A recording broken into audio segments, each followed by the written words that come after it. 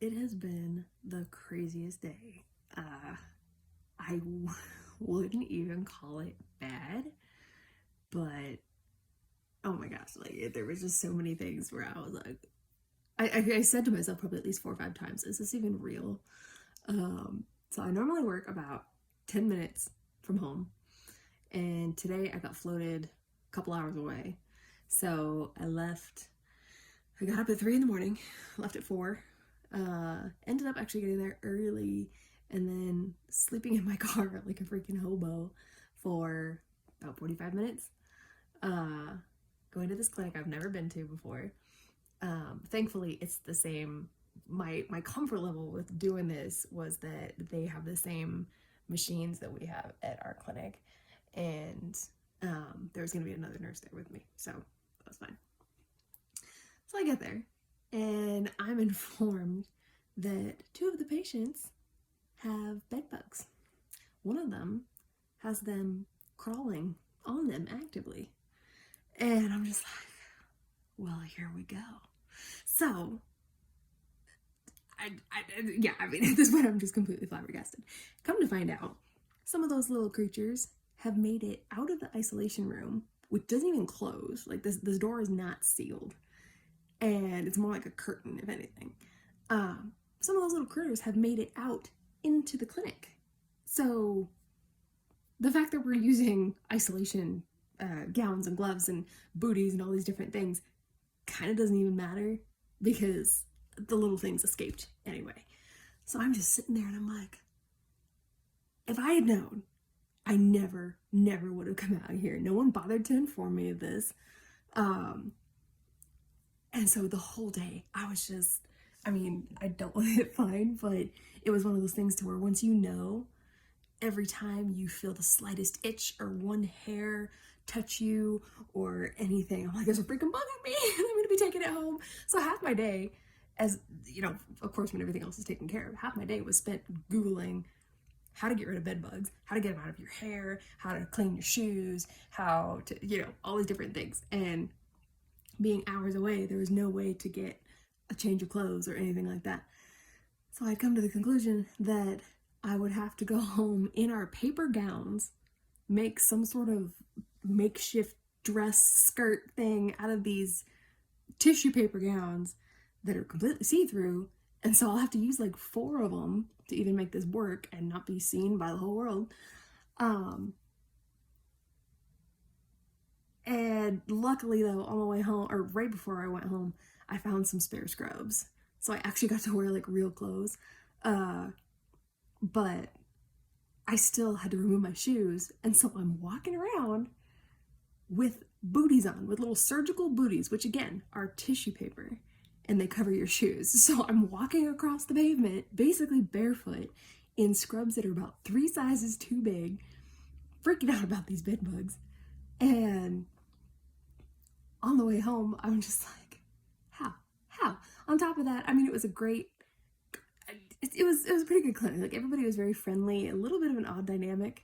And then come to find out, I'm also closing that clinic, even though I've never been there before. And granted, I know how to close a clinic. It's not that complicated, and I can figure it out. But it's a common courtesy, I feel like, to have the visitor not be the closer. And again, I wasn't informed of that either. So I'm just like going through this day, having things pop up that I was not prepared for. And the whole bed bug thing, I'm just like, oh my gosh, I don't even really know how to process it at this point. So I get in the car, threw away all my clothes in the employee bathroom, threw away everything but my shoes, and kept those because they're $100 to replace. And those are tied up in a bag, and I gotta figure out how long I gotta keep them in there, or if a good amount of bleach can clean them off. And as I'm driving home, I just can't believe this. And the whole drive home, the wind, I can hear my wheels just squeaking. And so I'm trying so hard just to like keep the wheel from being jerked out of my hand and just pondering this day.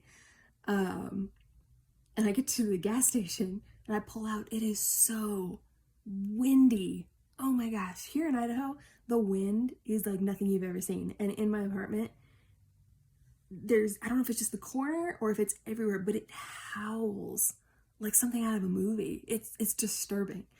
And so this wind, I mean, it closes my car door behind me, so I'm having trouble with my balance. Hair's flying everywhere. My scrubs are falling off because they're so big, and I'm standing outside barefoot in these stinking booties. And because the wind is so strong, they blew off. So I'm just standing there completely barefoot. And, and I'm just like, again, I'm like, how is this even real? Like, what is happening in my life right now? Get home. And again, I had to go back to my clinic to clock out. As soon as I stepped out of the car, the damn footies fell off again. And I was just like, I can't cope with this. But it was so nice. And of course, so then I drive home about 10 minutes away. And Steve is waiting for me. He goes, text me when you're like 5-10 minutes away.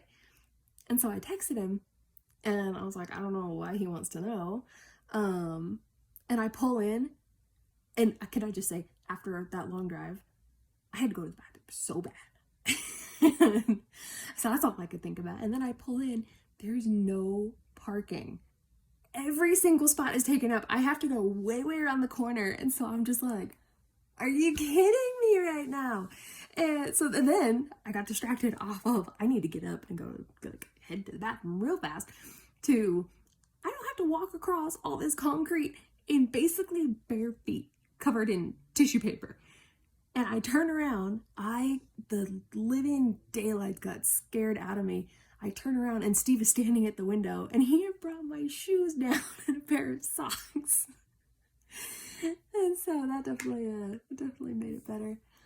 I was just like, I don't know, it was just so much. I don't think I've ever dealt with bedbugs before. I've dealt with a lot of things, and the more I talk about it, the more I feel like I'm just being a wimp. But I'm like, the fact that it could have been avoided, I never would have been there, and I don't do bugs, and I don't do like uncleanliness that's habitual, I guess, like that.